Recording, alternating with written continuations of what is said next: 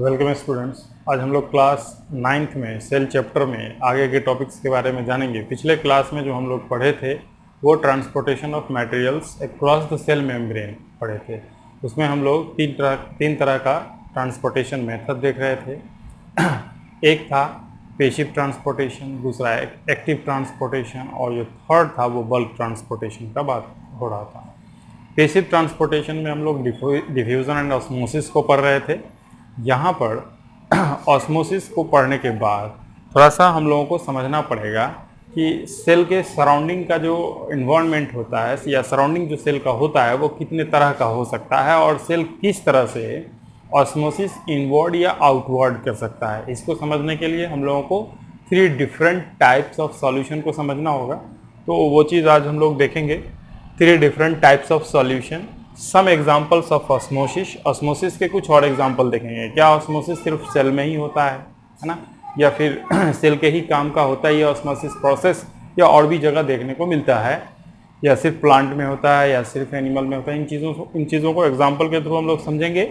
और अगला जो हम लोगों का टॉपिक होगा differences between diffusion and osmosis. ये कई बार पूछा गया क्वेश्चन है और काफ़ी कंसेप्चुअल है भी। इसमें कई जब आपको डिफ्यूज़न पढ़ा दिया जाता है, ऑस्मोसिस पढ़ा दिया जाता है, तो आप भी कर सकते हैं इसका डिफरेंसेस, इसको डिस्टिंग्विश कर सकते हैं। एक बार यहाँ पर हम लोग पॉइंट वाइज देख भी लेंगे। तो फर्स्ट ऑफ ऑल हम लोग स्टार्ट करते हैं डिफरेंट टाइप्स ऑफ सॉल्यूशन से। There are 3 different types of solution: hypotonic solution, isotonic solution and hypertonic solution, है ना। 3 डिफरेंट टाइप के सॉल्यूशन को देखना है: hypertonic, isotonic and hypotonic and hypertonic, है ना। नाम याद रखेंगे, एक हाइपर से है और दूसरा हाइपो से है और तीसरा आइसो से है। किसी एक को भी पहले देख सकेंगे हम लोग। देख लेते हैं पहले हाइपोटोनिक सॉल्यूशन के बारे में बात कर रहे हैं। ये किस तरह का सॉल्यूशन है उस पर थोड़ा सा देखिए। If the medium surrounding the cell has higher concentration of water than cell, then the cell will gain water by osmosis. Such a solution is called hypotonic solution. अभी यहाँ पर देखिए बहुत ही क्लियर स्टेटमेंट ये बताया गया कि सेल के बाहर का जो इन्वायरमेंट है या सराउंडिंग है वहां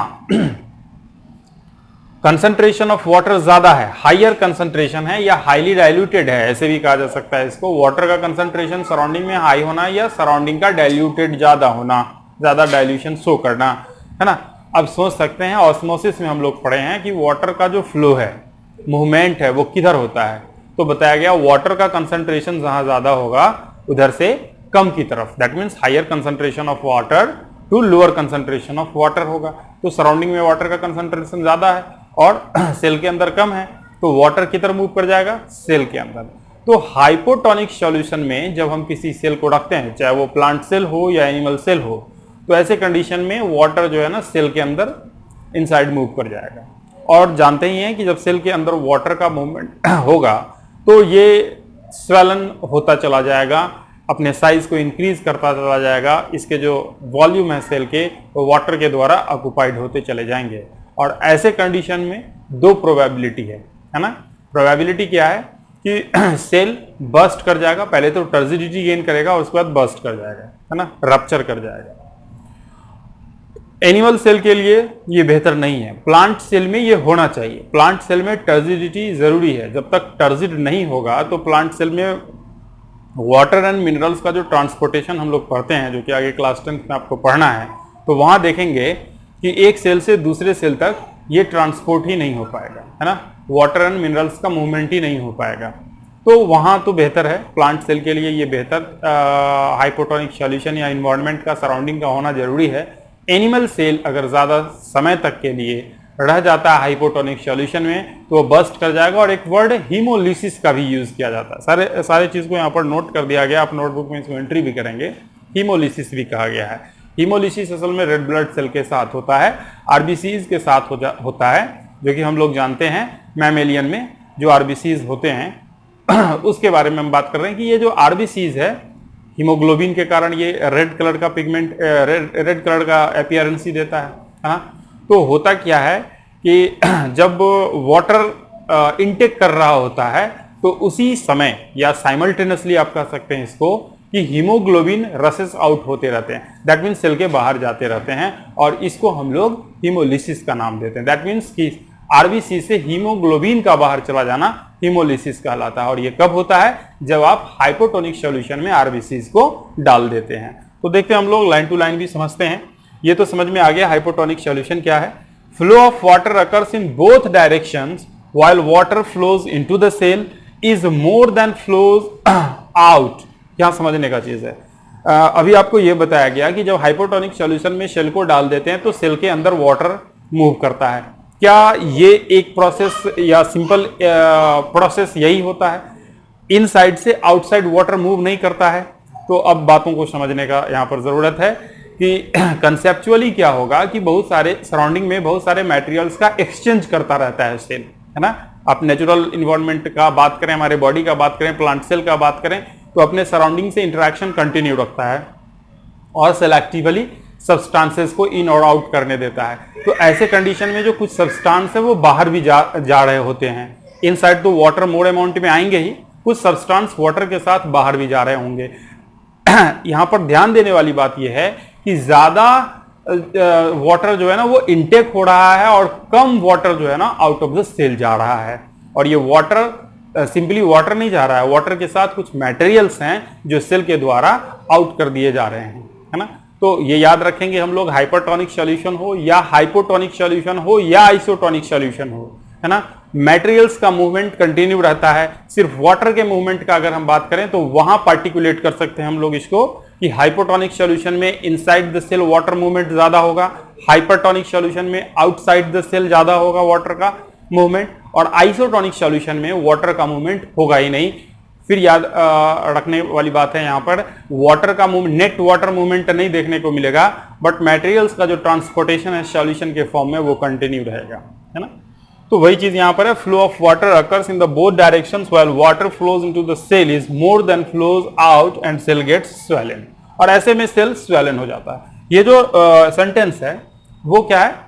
कॉमन सेंटेंस है। एनिमल सेल के लिए भी और प्लांट सेल के लिए भी, दोनों सेल स्वेलन होंगे, है ना, अपने साइज को इंक्रीज करेंगे। अब यहां पर अलग कर देता है एनिमल सेल और प्लांट सेल को। ये देखिए, एनिमल सेल इन हाइपोटोनिक सॉल्यूशन बस्ट और हीमोलाइज्ड, है ना। यहां पर बोला कि एनिमल सेल अगर हाइपोटोनिक सॉल्यूशन में डाल दिया जाए तो स्वेलन होकर के बस्ट हो जाएगा और हीमोलाइज्ड हो जाएगा। हीमोलाइज्ड अभी हम आपको समझा रहे थे। But plant cell do not burst, it is called turgid cell. जबकि प्लांट सेल में ये फीचर होना ही चाहिए और ये प्रोसेस होता है, और इसको हम लोग टर्जिड सेल का नाम देते हैं। और टर्जिड सेल कम टर्जिड सेल को वाटर और अदर मटेरियल्स और मिनरल्स को ट्रांसपोर्ट करता है टर्जिडिटी के कारण, कंसंट्रेशन ग्रेडियंट के कारण। ये प्लांट सेल में होता है। हीमोलिसिस जो भी समझा रहे थे यहां पर लिख भी दिया गया है। Haemolysis breaking down of RBCs with the release of haemoglobin in the blood, है ना। आरबीसीज का टूटना, और आरबीसीज टूटेगा तो उसका एक मेजर कंपोनेंट है हीमोग्लोबिन। वो हीमोग्लोबिन हमारे ब्लड में चला जाएगा आरबीसीज के टूटने से।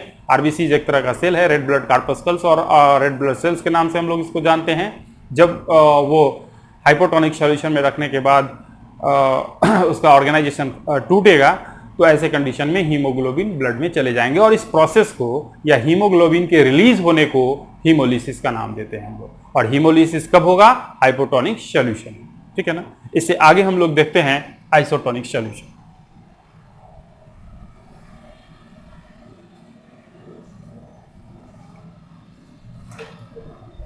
अभी हम लोग आइसोटोनिक सॉल्यूशन को देखते हैं। यहां लिखा गया, if the medium surrounding the cell has exactly the same water concentration as the cell, there will no movement of water across the cell membrane and this solution is called isotonic solution.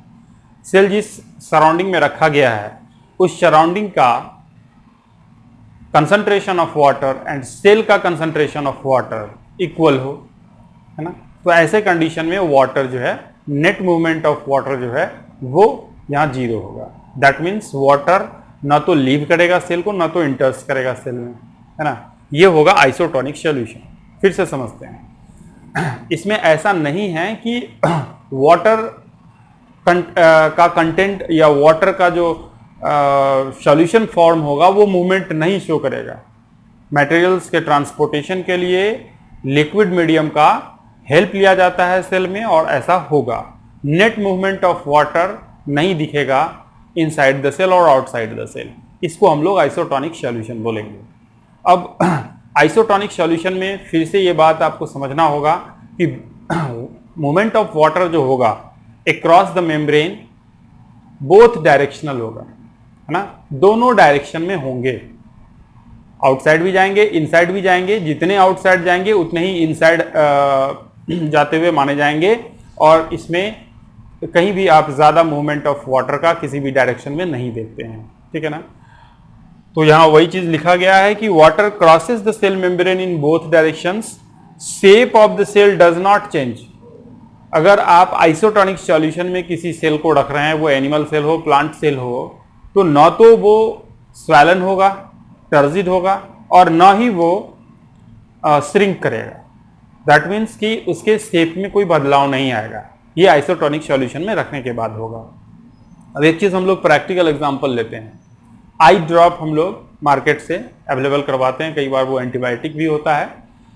I drop आंख में रखने वाला दवा, वो आंख में रखने वाला दवा अगर हाइपोटोनिक होता, थोड़ा सोचिए, अगर हाइपोटोनिक होता तो हमारे आई सेल के साथ क्या होता। हमारा आई सेल जो है, आई में जो पाए जाने वाले सेल हैं, वो क्या हो जाता, धीरे धीरे स्वेल अप हो जाता और वो बर्स्ट कर जाता। हमारा आंख बड़ा बड़ा होता और फिर वो बर्स्ट हो जाता, है ना। या फिर इसके उल्टा, अगर वही आई ड्रॉप हाइपरटोनिक होता तो क्या होता, तो हमारे आई के जो सेल्स हैं उससे वाटर लॉस हो जाते और धीरे धीरे हमारे आई सेल श्रिंक कर जाते, हमारा आंख छोटा होने लगता, संकुचित होने लगता और फिर सेल डिसइंटीग्रेट हो जाता, हमारा आंख फंक्शन, आई फंक्शन खत्म कर देता। और इस दोनों प्रोसेस में काफी पेनफुल प्रोसेस देखने को मिलता है ना। इसी वजह से आई ड्रॉप जो होता है वो आइसोटोनिक सॉल्यूशन होते हैं। चलिए आगे देखते हैं हम लोग। हाइपरटोनिक सॉल्यूशन के बारे में लिखा गया है, medium surrounding the cell has lower concentration of water than the cell, then the cell will loss water by osmosis. कहा कि अगर आउटसाइड कंसंट्रेशन ऑफ वाटर कम है तो वाटर किधर मूव करेगा, सेल से बाहर की तरफ, और सेल से बाहर की तरफ जब वाटर मूव करेगा तो सेल का साइज धीरे धीरे छोटा होता चला जाएगा। इसी को हम लोग श्रिंकिंग बोलेंगे, है ना। वो यहां लिखा गया है, water crosses the cell membrane in both directions. ये तीनों में आप देखें, हाइपर, हाइपो एंड आइसो, तीनों तरह के सॉल्यूशंस में अगर सेल को रखा जाता है, सराउंडिंग में अगर सेल को रखा जाता है तो बोथ डायरेक्शनल मूवमेंट वाटर का होगा। प्रॉपर वाटर का जो नेट मूवमेंट है उस पर डिपेंड करेगा कि सॉल्यूशन कैसा था, है ना। More water leaves the cell than enters it. और ऐसे यहां पर हम लोग देखेंगे दोनों तरफ तो होगा, लेकिन हाइपरटोनिक सॉल्यूशन में बताया गया more water leaves the cell, ज्यादा वाटर सेल से बाहर चले जाते हैं देन एंटर्स इट, जितना कि अंदर आते हैं उससे, है ना। तो इस तरह से हम लोग देखते हैं कि वहां सेल जो है ना श्रिंक कर जाता है। अभी हाइपरटोनिक सॉल्यूशन का जब बात करें, हाइपोटोनिक सॉल्यूशन में आप हीमोलिसिस एक फिनोमिना जाने, चीजों को याद करना है अलग करके, सेपरेट करके। हाइपोटोनिक सॉल्यूशन में आप हीमोलिसिस एक प्रोसेस देखें जो एनिमल में होता है ना। ब्लड में आरबीसी से हीमोग्लोबिन का बाहर चला जाना, ऐसे सॉल्यूशंस में, हाइपोटोनिक सॉल्यूशंस में हीमोलिसिस कहलाता है ना। अभी आप देखेंगे प्लांट में ये फिनोमिना बदल जा रहा है ना, प्लाज्मोलिसिस हो जा रहा है वहां पर। और हम लोग वहां देखते हैं कि जब हाइपरटोनिक सॉल्यूशन में प्लांट सेल को रखा जाता है तो सेल के अंदर का वाटर लॉस होगा, और सेल के अंदर का जब वाटर लॉस करेगा तो ये जो सेल वॉल है ना, ये एक तरह से आप कह सकते हैं रिजिड कवर है, प्रोटेक्टिंग कवर है, 3 लेयर्ड कवर है, थिक लेयर्ड है, या फिर नॉन लिविंग स्ट्रक्चर भी है ना। तो वो अपने साइज को मेंटेन करे रखता है, जबकि सेल मेम्ब्रेन के साथ प्लांट सेल श्रिंक करता चला जाता है। ये प्लाज्मोलिसिस कहलाता है, जो कि प्लांट सेल के अंदर देखने वाला फिनोमिना है। तो एनिमल सेल में एक फिनोमिना हम लोग देख रहे थे हीमोलिसिस, जो कि हाइपोटोनिक सॉल्यूशन में हो रहा था। प्लांट सेल में प्लाज्मोलिसिस देखेंगे जो कि हाइपरटोनिक सॉल्यूशन में होगा। देखते हैं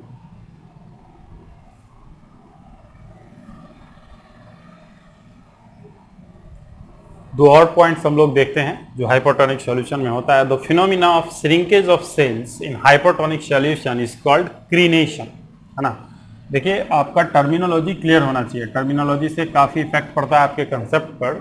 तो ये चीज़ जब भी हम पॉइंट आउट करते हैं तो उसको आप भी मेजरली अपने नोटबुक में इंटर कीजिए। यहाँ पर बताया गया, the phenomena of shrinkage of cells in hypertonic solution is called crenation, है ना। जब हाइपरटोनिक सॉल्यूशन में सेल को रखा, चाहे वो प्लांट सेल हो, एनिमल सेल हो, कुछ भी, तो इस प्रोसेस को क्रीनेशन कहा गया, है ना। इस प्रोसेस को क्या कहा गया? क्रीनेशन कहा गया। जबकि जब हाइपोटोनिक सॉल्यूशन में रख रहे थे, स्वेल हो रहा था, तो वहां कोई वर्ड स्पेशल नहीं दिया गया। प्लांट सेल के लिए टर्जिडिटी जरूर दिया गया। If plant cell is kept in hypertonic solution, the protoplasm shrinks and separate from the cell wall is called plasmolysis. इसका चर्चा भी हम लोग कर रहे थे कि प्लाज्मोलिसिस प्लांट सेल में हाइपरटोनिक सॉल्यूशन में होता है। कहा कि जब हाइपरटोनिक सॉल्यूशन में प्लांट सेल को रख दिया जाए तो प्लांट सेल में उसके जो प्रोटोप्लाज्म हैं सेल मेम्ब्रेन के साथ, वो क्या करता है? श्रिंक कर जाता है। और श्रिंक होने के इस प्रोसेस को प्लांट सेल में प्लाज्मोलिसिस का नाम दिया जाता है। हीमोलिसिस एनिमल सेल में हो रहा था, प्लाज्मोलिसिस प्लांट सेल में होगा। याद रखने का तरीका बहुत ही सिंपल है। हीमोग्लोबिन कहाँ पाया जाएगा? जहाँ आरबीसीज पाया जाएगा। और आरबीसीज किस में पाए जाएंगे? एनिमल सेल में पाए जाएंगे। तो एनिमल सेल में हीमोलिसिस होगा, जबकि प्लांट सेल में प्लाज्मोलिसिस होगा। हीमोलिसिस हाइपोटोनिक सॉल्यूशन में होगा, प्लाज्मोलिसिस हाइपरटोनिक सॉल्यूशन में होगा, है ना। तो वो चीज़ यहाँ पर हम लोग देखें। अभी आगे का पॉइंट्स हम लोग देखेंगे, कुछ एग्जाम्पल जहाँ ऑस्मोसिस होता है। अभी जो हम लोग पढ़ रहे थे कहीं ना कहीं ऑस्मोसिस के ही अंतर्गत पढ़ रहे थे। ऑस्मोसिस के इंक्लूड करता है इन सारे टॉपिक्स को, है ना।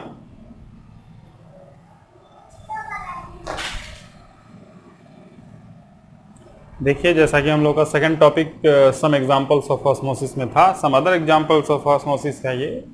ऑस्मोसिस हम लोग पढ़े कि सेल मेम्ब्रेन के थ्रू जो वाटर का ट्रांसपोर्टेशन होता है, मूवमेंट होता है, इसको हम लोग ऑस्मोसिस कहते हैं, या स्पेशल टाइप ऑफ डिफ्यूजन है ना।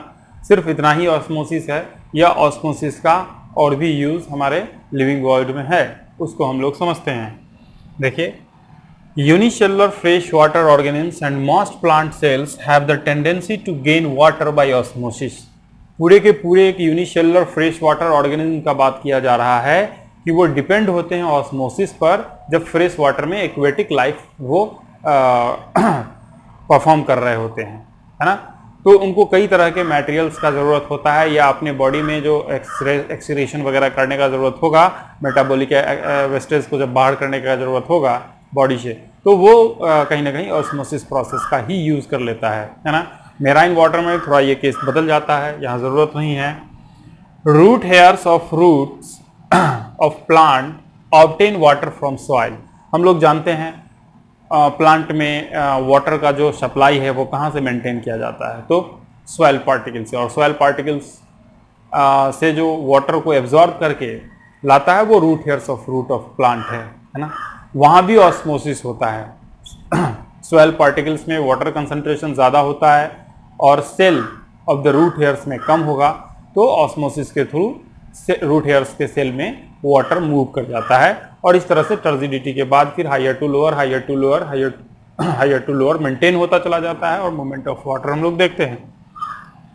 फिर आगे दिया, the turgidity of plant parts like leaves, flowers, birds is maintained by the osmosis, by the process of osmosis. Plant के डिफरेंट पार्ट्स में जो टर्जिडिटी है ना, वो भी मेंटेन किया जाता है ऑस्मोसिस के द्वारा। आप लीव्स में पत्तियों को जो टेंसाइल देखते हैं, है ना, पत्तियों में जो एक स्ट्रेंथ देखते हैं जो उसको मेंटेन करके रखता है, उसके वो टर्जिडिटी जो मेंटेन होता है वो ऑस्मोसिस के द्वारा होता है। अभी हम लोग पढ़ भी रहे थे हाइपोटोनिक सॉल्यूशन में कि सेल के अंदर जो प्लांट सेल के अंदर जो वाटर मूव करेगा और स्वेल कर देगा, तो इसको प्लांट सेल में टर्जिडिटी वर्ड देता है। और प्लांट सेल के लिए और प्लांट के लिए काफ़ी इंपॉर्टेंट भी है टर्जिडिटी। तो यहाँ पर टर्जिडिटी से different parts of the plant जो है ना, वो भी अपने शेप को मेंटेन रख पाता है। जैसे बर्ड्स का एग्जांपल दिया गया, लीव्स का एग्जांपल दिया गया, फ्लावर्स का एग्जांपल दिया जाएगा, तो वो अपने आप को, अदरवाइज वो लेंटाइल हो जाएगा, है ना। ऐसा लगेगा कि वो मुड़ज गया है। आप इस चीज़ को जब देखेंगे, काफ़ी धूप रहेगा उस समय, आप पेड़ पौधे का ऑब्जर्वेशन करें तो पता चलेगा कि पत्तियां अपने शेप को मेंटेन नहीं कर रही है ना। पुष्प में भी ऐसा देखने को, फ्लावर में भी आपको ऐसा देखने को मिलेगा। और जैसे ही मौसम ठंडा हो जाता है, धूप खत्म हो जाता है, कुछ समय के बाद वो अपने आप को मेंटेन कर लेता है। असल में होता क्या है कि धूप के समय, सनी टाइम के समय वो क्या होगा कि वाटर का इवेपोरेशन ज्यादा हो जाता है स्टोमेटल ओपनिंग के वजह से, है ना। तो वहां लॉस ऑफ टर्जिडिटी हो जाता है और टर्जिडिटी लॉस के कारण shape of parts of plant जो है ना मेंटेन नहीं रह पाता है।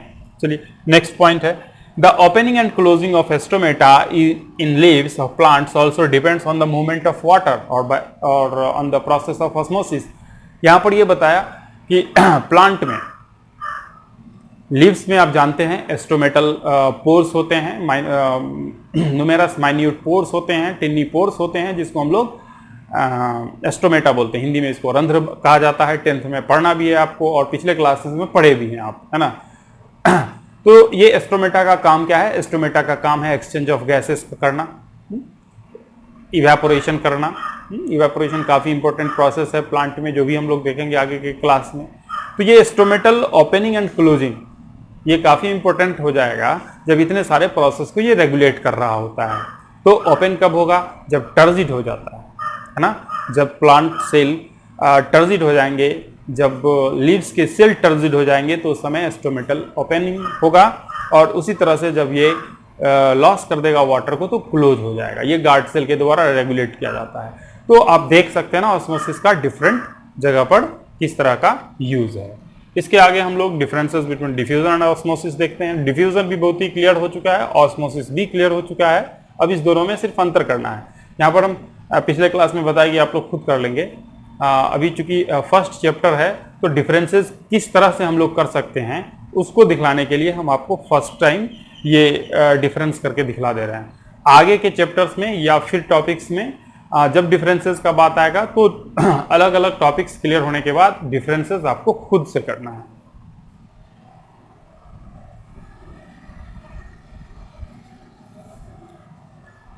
Differences between diffusion and osmosis को हम लोग कैटेगराइज करे हैं 4 डिफरेंट पॉइंट्स पर। यहाँ पर हम लोग डिफरेंस देख रहे हैं। डिफ्यूजन क्या है? यहाँ लिखा गया movement of substances occurs from the region of higher concentration to lower concentration. यहाँ पर कोई स्पेसिफिकेशन नहीं किया गया इस पॉइंट्स में, आप समझिए। डिफ्यूजन कहा गया सब्सटेंसेस के मूवमेंट को कहते हैं जिसमें हायर टू लोअर का मूवमेंट देखने को मिलता है। यहाँ पर वाटर स्पेशलाइज नहीं किया गया, तो ये क्या हो गया? डिफ्यूजन। आप इसके अगेंस्ट में देखेंगे movement of water from higher concentration to lower concentration across selective permeable membrane is called osmosis. और यहाँ स्पेशलाइज्ड वर्ड यूज कर दिया गया, वाटर स्पेशलाइज सब्सटेंस का बात कर रहा है, वाटर के मूवमेंट का सिर्फ बात कर रहा है, तो ये ऑस्मोसिस हो गया। सेकेंड पॉइंट है it can occurs in solid, liquid and gaseous mediums. कहा कि डिफ्यूजन प्रोसेस जो है ना वो तीनों मीडियम्स में हो सकते हैं, सॉलिड में, लिक्विड में, गैसेस में भी हो सकते हैं। It can occurs only in liquid medium, जबकि वाटर का मूवमेंट अगर देखना होगा तो लिक्विड मीडियम का होना जरूरी होगा, सॉल्यूशन फॉर्म में सब्सटेंस का होना जरूरी होगा, और तब हम लोग देख पाएंगे वाटर का मूवमेंट। तो ये सिर्फ लिक्विड मीडियम में होता है। ये भी अच्छा डिफरेंस आपको देखने को मिलता है। It does not require selective permeable, यहाँ शॉर्ट लिखा गया सेलेक्टिव परमिएबल मेम्ब्रेन। जब डिफ्यूजन का बात करें और खास करके जब सॉलिड में डिफ्यूजन देखने को मिलता है तो वहां पर सेलेक्टिव परमिएबल मेम्ब्रेन का कोई यूज नहीं होता है। सेलेक्टिव परमिएबल मेम्ब्रेन का कोई कंसेप्ट नहीं होता है, समझ सकते हैं ना। जब सॉलिड का बात होगा तो वहां सेलेक्टिव परमिएबल मेम्ब्रेन किस तरह से वर्क कर पाएगा? किसी भी फंक्शन में होगा ही नहीं। तो सेलेक्टिव परमिएबल मेम्ब्रेन का डिफ्यूजन में होना मस्ट नहीं है। जबकि आप देखेंगे जब वाटर का मूवमेंट होगा, जैसे सेल में जनरली देखने को मिलता है, तो वहां ऑलरेडी सेलेक्टिव परमिएबल का रिक्वायरमेंट होता है। It require selective permeable membrane, है ना। Fourth, it helps in equalize the concentration of molecules. Diffusion में क्या होगा? Different molecules higher concentration to lower concentration जाएंगे, different molecules higher concentration to lower concentration जाएंगे, और ऐसे में सारे मॉलिक्यूल्स इक्वलाइज हो जाएंगे। कुछ ऐसा कंडीशन है, कुछ ऐसा समय आएगा जिस समय में सारे सब्सटेंस एक दूसरे के इक्वल कंसंट्रेशन में दोनों तरफ देखने को मिलेगा, है ना। जबकि अब बात करें ऑस्मोसिस में, तो ऑस्मोसिस में वाटर सिर्फ इक्वलाइज होता है, सब्सटेंस के इक्वलाइज का गारंटी नहीं लेता ऑस्मोसिस, डिफ्यूजन लेता है। एक एग्जांपल देते हैं, आप देखिए, इसको समझने का कोशिश कीजिए। यहां ऑक्सीजन हायर लेवल में है, एक एग्जांपल सिर्फ आपको दे रहा है, वाटर लोअर लेवल में है, और कार्बन डाइऑक्साइड फिर से देखा गया जब ये हाइयर है तो ये भी लोअर हो गया। चलो सिंपल एग्जांपल मिल रहा है। और ये सराउंडिंग है, तो सराउंडिंग में अपोजिट है। यहाँ ऑक्सीजन क्या है, कम है, वाटर का कंसंट्रेशन ज़्यादा है और कार्बन डाइऑक्साइड का कंसंट्रेशन फिर यहाँ ज़्यादा है। तो क्या होगा कि ऑक्सीजन का मूवमेंट इधर देखने को मिलेगा, वाटर का मूवमेंट इस साइड फ्रॉम आउट टू इन, और यहाँ पर हम लोग देखेंगे कार्बन डाइऑक्साइड का जो मूवमेंट होगा वो भी इस तरह से ही होगा। डिफरेंट मॉलिक्यूल्स के इक्वलाइज करने का जो टेंडेंसी है वो डिफ्यूजन में होता है। यहां क्या होगा, यहां सिर्फ वाटर को इक्वलाइज करेगा, बाकी का कंसंट्रेशन क्या है, ऑस्मोसिस इस प्रोसेस को नहीं कहते हैं, सिर्फ वाटर के मूवमेंट को कहते हैं। यही चीज समझाने का कोशिश कर रहा था, लिख दिया गया, it does not equalise the concentration of molecule except water, है ना, वाटर को छोड़ करके बाकी को ये इक्वलाइज नहीं करता है। अब हम लोग थोड़ा सा एक दो एग्जाम्पल लेते हैं जो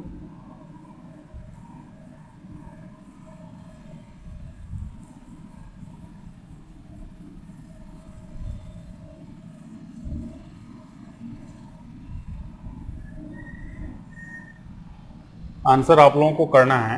एक क्वेश्चन कभी तो हुआ नहीं, आज देखते हैं हम लोग क्वेश्चन। एक सेल है, यहाँ बहुत सारा चीज़ होगा, इसमें ऑर्गेनेलिज होंगे, हम लोग सिर्फ वाटर का बात करते हैं या सॉल्यूट का बात कर लेंगे वही चलेगा। और ये सराउंडिंग है ना, तो सराउंडिंग में वाटर का कंसंट्रेशन ज़्यादा शो कर रहा है और यहाँ वाटर का कंसंट्रेशन कम शो कर रहा है। एक फिगर तो ये है। दूसरा फिगर हम लोग लेते हैं H2O, ये सेल है, ये भी सेल है। H2O यहाँ और यहाँ, सॉरी सराउंडिंग को तो हम लोग आउटसाइड ले लेते हैं। H2O यहाँ कोई सिंबलाइजेशन नहीं है, इक्वालिटी का मामला है, ठीक है। और यहाँ H2O ज़्यादा है और सराउंडिंग में H2O कम है ना। तीन अलग अलग फिगर आपके सामने हैं। तो ये जो सराउंडिंग होगा वो किस नेचर का होगा, हाइपरटोनिक, हाइपोटोनिक या आइसोटोनिक होगा यहाँ। तो यहाँ आप क्या देखेंगे, आंसर आप लोग सोचिए।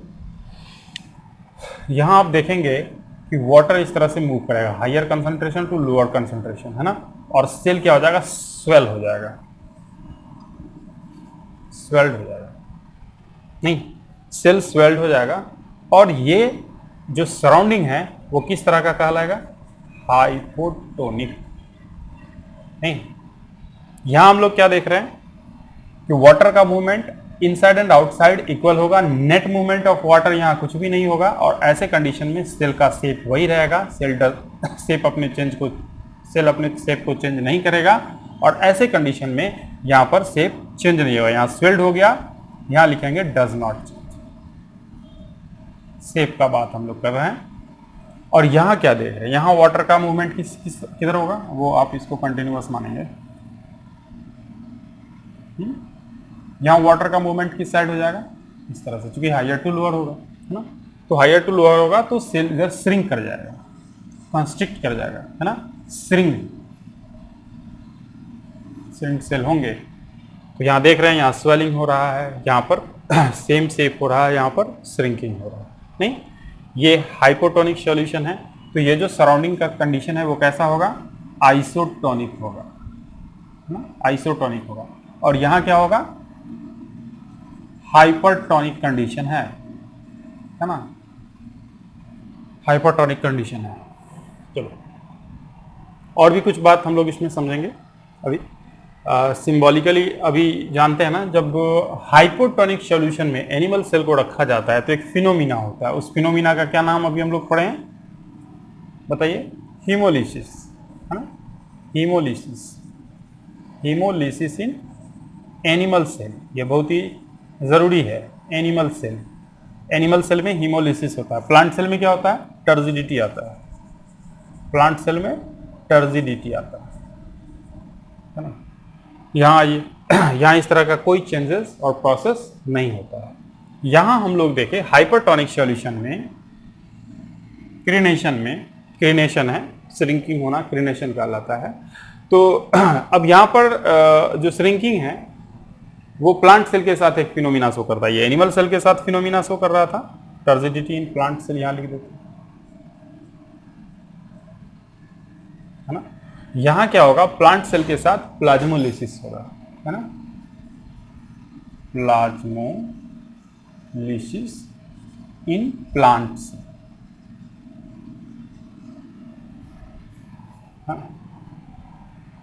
तो अब हम लोग आगे के टॉपिक को, that means active and bulk transportation को आगे के क्लास में देखेंगे।